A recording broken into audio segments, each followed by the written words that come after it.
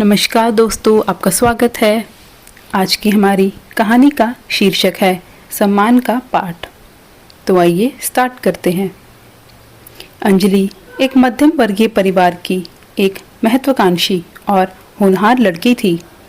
उसने बीए तक की पढ़ाई अच्छे अंकों से पूरी की थी, लेकिन परिस्थितियों के कारण उसे अपनी पढ़ाई वहीं रोकनी पड़ी। शादी के बाद वह अपने ससुराल आ गई, जहाँ का माहौल उसके लिए एकदम नया और अनजाना सा था। उसका ससुराल एक परंपरागत लेकिन शिक्षित और प्रगतिशील परिवार था। सास सुमित्रा देवी अपने ज़माने में एक पढ़ी लिखी और कामयाब महिला रह चुकी थी, लेकिन शादी के बाद उन्होंने अपने परिवार और अपने बच्चों के लिए अपने करियर को पीछे छोड़ दिया था। वही ससुर राम प्रकाश एक शिक्षक रह चुके थे, जिनकी सोच यही थी कि शिक्षा ही व्यक्ति को आगे बढ़ाने का सबसे सशक्त और साधन है। जब अंजलि ने ससुराल की जिम्मेदारियों को संभालते हुए अपने अधूरे सपने को जिक्र भी किया, तो सास ससुर उसकी इच्छाओं को समझ गए। उन्हें यह महसूस हुआ कि अंजलि में अभी आगे बढ़ने की क्षमता है, लेकिन उसे सही मार्गदर्शन और प्रोत्साहन की ज़रूरत है। रामप्रकाश ने यह निर्णय लिया कि वह अपनी बहू को उच्च शिक्षा दिलवाएंगे, ताकि वह अपने सपनों को पूरा कर सके। सुमित्रा देवी ने भी अंजलि की मदद करने की ठान ली। उन्होंने अंजलि को न केवल पढ़ाई के लिए प्रेरित किया, बल्कि घर और पढ़ाई के बीच तालमेल बिठाने में भी उसका साथ दिया। ससुराल में हर किसी का व्यवहार अंजलि के प्रति सहयोगपूर्ण रहा था। रामप्रकाश ने अपनी जमा पूंजी से अंजलि का एमए में दाखिला करवा दिया था और उसके लिए पढ़ाई के लिए अनुकूल माहौल तैयार कर दिया था। सुमित्रा देवी जी ने अंजलि को सिखाया कि कैसे समय का प्रबंधन करना चाहिए और जीवन में हर कदम पर संतुलन बनाए रखना बहुत ज़रूरी है। अंजलि के मन में भी सास ससुर के प्रति एक गहरा सम्मान बन गया था।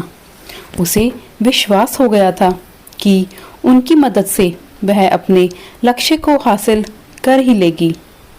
वह एक नए अध्याय का आरंभ था, जहां एक परिवार ने अपनी बहू को सिर्फ बहू नहीं, बल्कि बेटी की तरह समझते हुए उसके सपनों को पंख देने की ठान ली थी।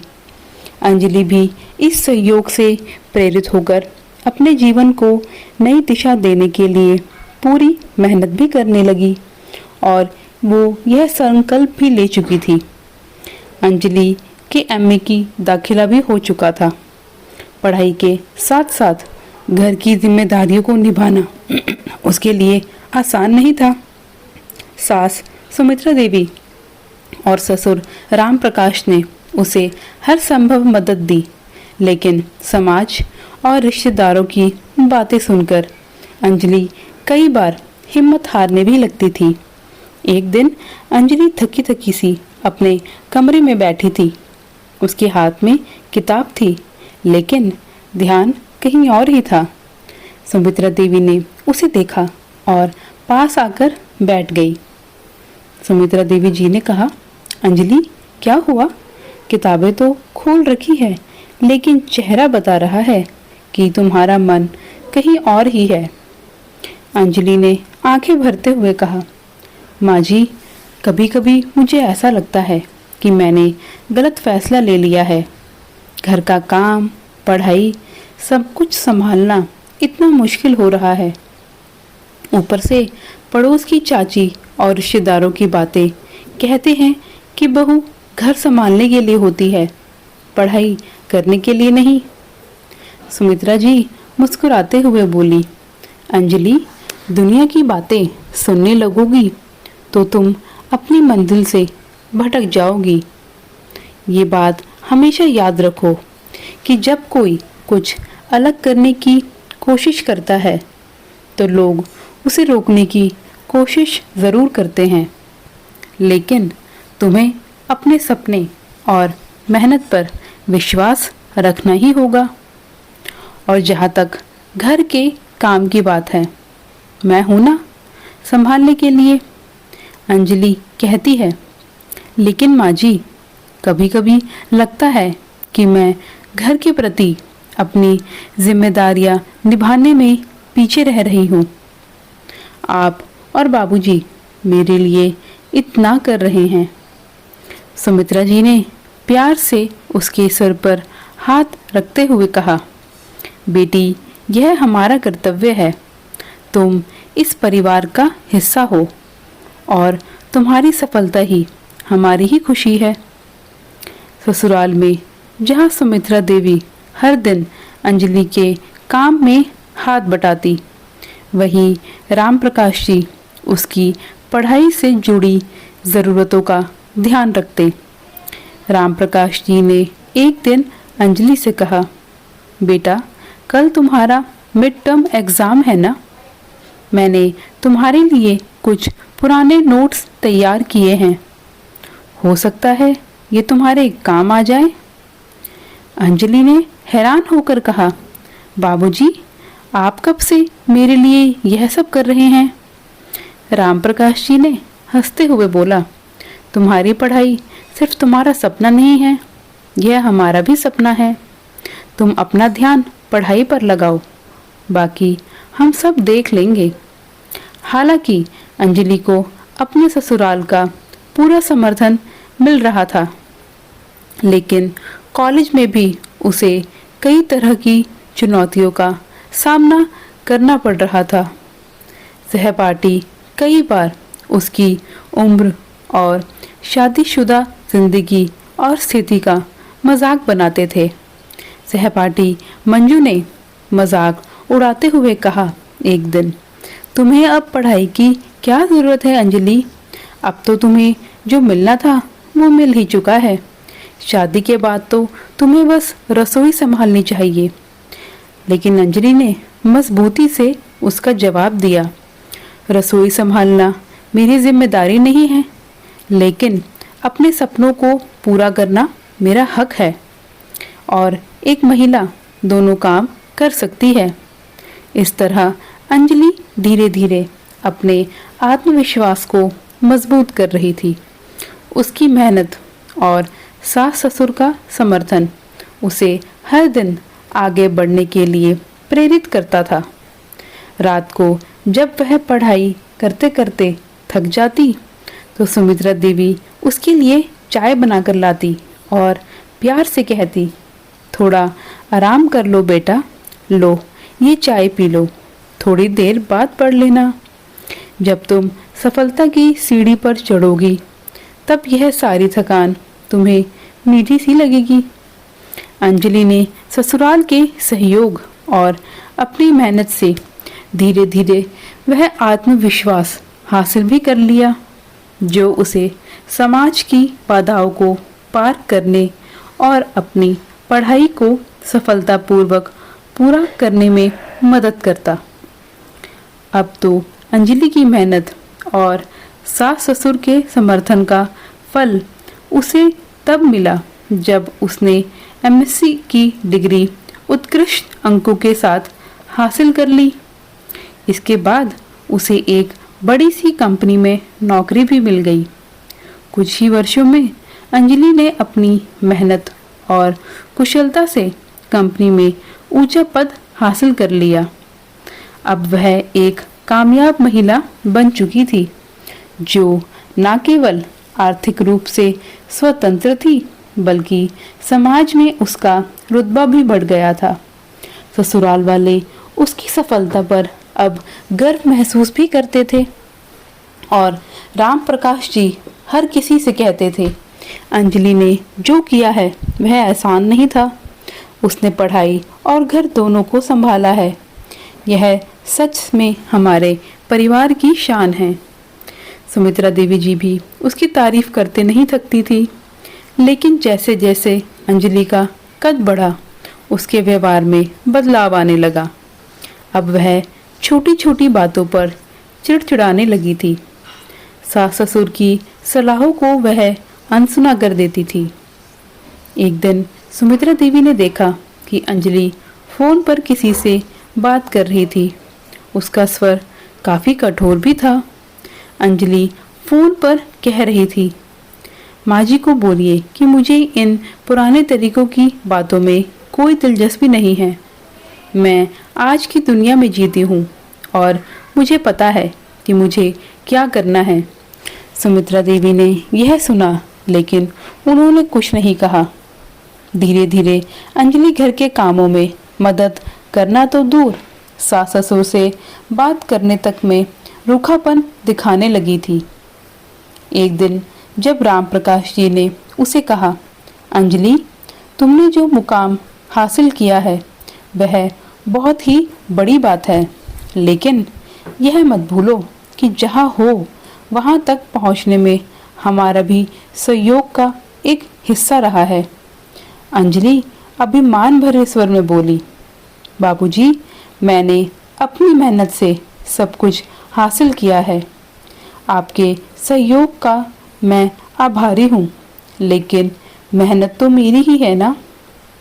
अब मैं अपनी जिंदगी के फैसले खुद लेना चाहती हूँ।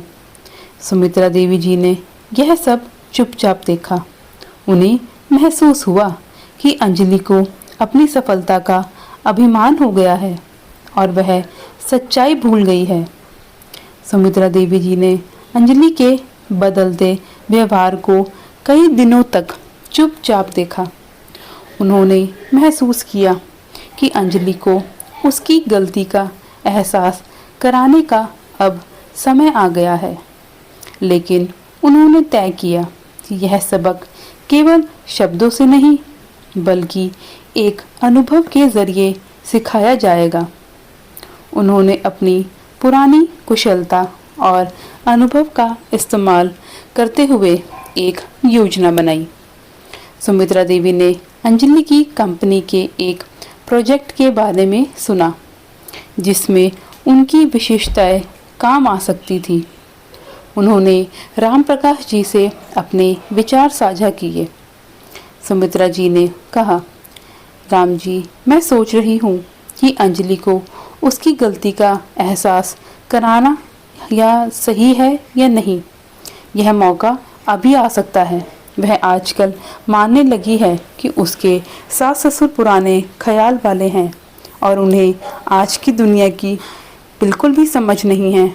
लेकिन मैं उसे दिखाऊंगी कि पुराने अनुभव आज भी कितने महत्वपूर्ण हो सकते हैं। राम प्रकाश जी ने हंसते हुए कहा, सुमित्रा, मुझे पूरा भरोसा है कि तुम जो करोगी वह सही ही होगा। मैं तुम्हारे साथ हूँ। सुमित्रा देवी ने अपने पुराने संपर्कों का इस्तेमाल किया और अंजलि की कंपनी के उस प्रोजेक्ट के बारे में पूरी जानकारी जुटा ली। यह प्रोजेक्ट मार्केट रिसर्च और डेटा एनालिसिस से जुड़ा हुआ था, जिसमें सुमित्रा देवी को महारत हासिल थी ही। एक दिन उन्होंने अंजलि को डिनर के दौरान बातचीत में शामिल किया। सुमित्रा जी ने कहा, अंजलि, मैंने सुना है कि तुम्हारी कंपनी के एक बड़े मार्केट रिसर्च प्रोजेक्ट पर काम कर रही हो। मैं भी अपने समय में ऐसे प्रोजेक्ट्स संभाला करती थी। अंजलि हल्के से हंसते हुए बोली, माँ जी, अब के समय की तकनीक और मार्केटिंग के तरीके काफ़ी बदल चुके हैं। यह काम आज के ज़माने के लोगों के लिए है। सुमित्रा जी भी मुस्कुराते हुए बोली, शायद तुम सही ही कह रही हो, लेकिन अगर तुम्हें कभी मेरी कोई मदद की ज़रूरत हो तो मुझे ज़रूर बताना। अंजलि ने उनकी बात को गंभीरता से नहीं लिया। अगले हफ्ते सुमित्रा देवी ने अंजलि की कंपनी में काम करने वाले एक पुराने मित्र से संपर्क किया और प्रोजेक्ट पर अपनी सलाह देने का प्रस्ताव रखा। कंपनी ने उनकी विशेषताओं को देखते हुए उन्हें यह मौका भी दे दिया। अंजलि को यह तब पता चला जब कंपनी के एक मीटिंग रूम में सुमित्रा जी ने अपनी प्रस्तुति दी। कंपनी के मैनेजर ने कहा, सुमित्रा जी की रिसर्च और अनुभव ने हमारे प्रोजेक्ट को एक नई दिशा दी है।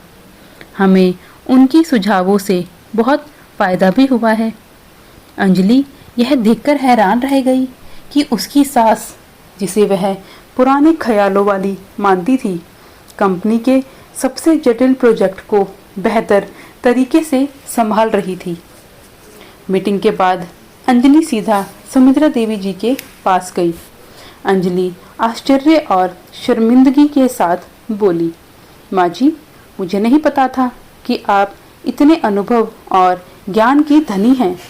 मैंने आपको हमेशा घर तक सीमित ही देखा है। यह मान लिया कि आपको आज के समय की चीज़ों की बिल्कुल समझ नहीं है। सुमित्रा जी ने धीरे से कहा, अंजलि, उम्र और अनुभव को कभी हल्के में मत लेना। जो तुम आज सीख रही हो वह हम सालों पहले कर चुके हैं, लेकिन मैंने कभी तुम्हारे फैसलों में दखल नहीं दिया, क्योंकि मैं चाहती थी कि तुम अपनी गलतियों से सीखो। अंजलि की आंखों में आंसू आ जाते हैं और वह कहती है, माँ जी, मैंने बहुत बड़ी गलती की। मुझे आपके और बाबूजी के योगदान और ज्ञान का सही मूल्यांकन नहीं किया। मैं माफ़ी मांगती हूँ आपसे। सुमित्रा जी प्यार से बोलती है, बेटी, माफ़ी मांगने की ज़रूरत नहीं है। हमारी भूमिका तुम्हें सही रास्ता दिखाना है।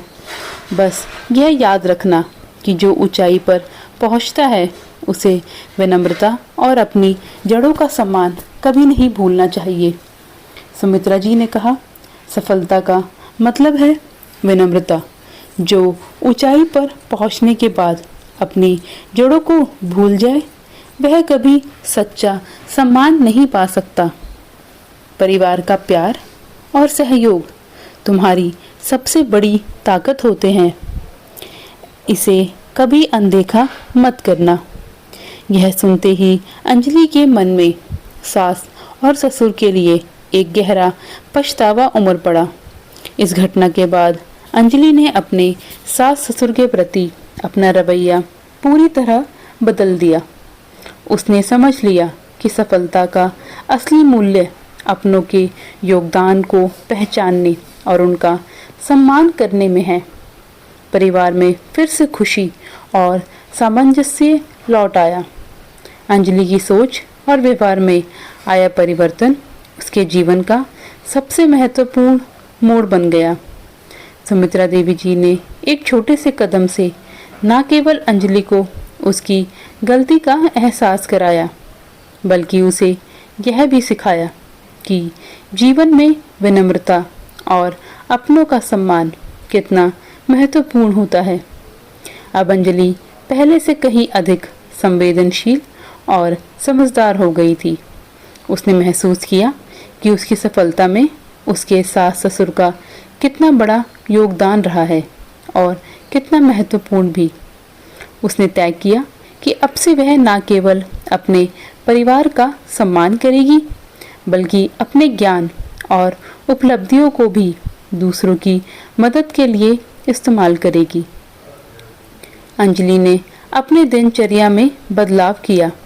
जहां पहले वह ऑफिस से लौटकर परिवार के साथ समय बिताने की बजाय अपने कमरे में समय बिताती थी, अब वह सास ससुर के साथ बैठकर उनके दिन भर की बातें सुनती थी।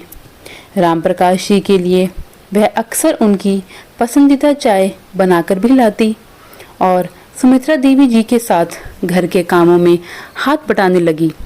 उसे अब समझ आ गया था कि वह जो कुछ भी है उसमें उसके साथ उसके ससुर कितनी बड़ी भूमिका निभा रहे हैं। उस दिन के बाद अंजलि का व्यवहार पूरी तरह बदल गया।